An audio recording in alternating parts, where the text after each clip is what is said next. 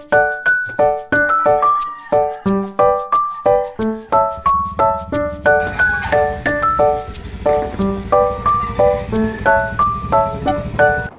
morning! Another weekend, another day off. Samahan nyo kami mga tol, punta kami ng Angono, ng palengke. Medyo tinanghali na pala ng gising dahil medyo napasarap-sarap sa tulog. Samahan nyo kami mga tol at i-explore natin ang daan papuntang Angono. Medyo tinanghali na ng gising kaya naman hindi na kami nakapag-almusal ni Mrs. Nagkape na lang kami at dumiretso na kami dito. Kung mapapansin nyo mga tol, dito pala kami nag-jogging every weekend na walang pasok tuwing day off. Napakasarap pala dito mag-jogging. Bukod sa hindi pa masyadong populated, wala pa masyadong dumadaang sasakyan dito at napakasarap pa ng simoy ng hangin dahil napakarami pa ang punong kahoy dito. Bukod pa ron, tanaw na tanaw dito ang buong Kamay Nilaan.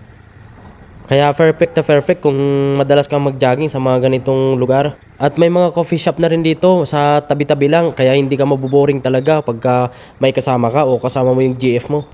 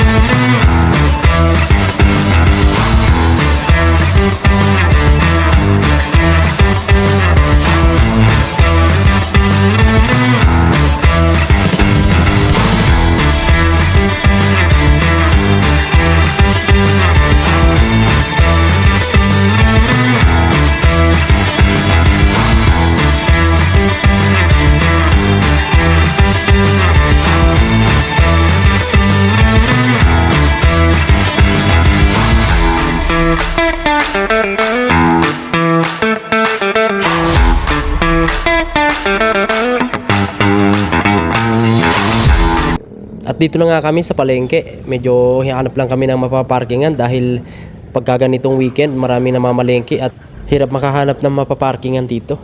At dito na nga kami mga tol sa palengke sa binibilhan namin ng mga gulay. Dito yung sinasabi ko sa inyo na ang gulay dito ay bulto-bulto kaya makakapili ka ng mga bago at mga magaganda pa.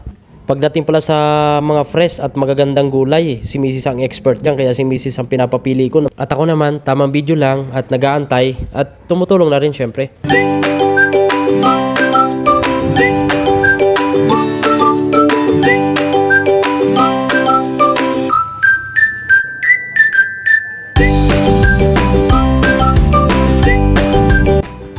At yun, okay na. Sobrang bilis. Ang galing talaga ni Mrs. magpili. At after niya mga tol, bibili muna kami sa loob ng palengke at plano namin maglinaga ngayon. At pagdating naman sa mga karne o isda, ako naman ang medyo magaling-galing pumili. Kaya tara, samahan nyo kami.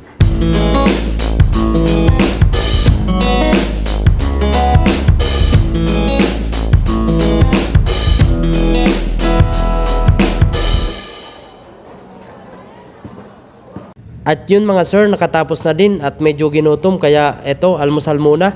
Maruya, tara, with soft drinks. Alam mo yung mga tol, yung gutom na gutom ka at yung soft drinks na pang tulak ay napakatagal bumili. Tingnan mo yun, no? Masyado pang tinititigan yung soft drinks. Sabihin ko pala sa inyo mga tol, doon sa amin sa probinsya, sa Bicol, ang maruya kadalasang kinakain tuwing merienda lang. Pero dito, umagang umaga, may special maruya na crispy pa.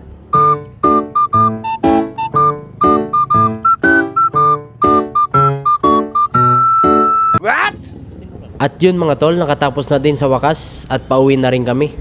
Dapat sana ngayon magpapagupit na ako dahil dito na rin kami malapit sa pinapagupitan ko. Kaso nga lang, yun nga, tinanghali ng gising kaya naman medyo alanganin na sa oras. Kaya naman siguro mamayang hapon na dahil magluluto pa kami ng pananghalian at hindi pa rin nakapag-almusal ng maayos yung chikiting na naiwan sa bahay. Kaya naman pauwi na rin kami agad.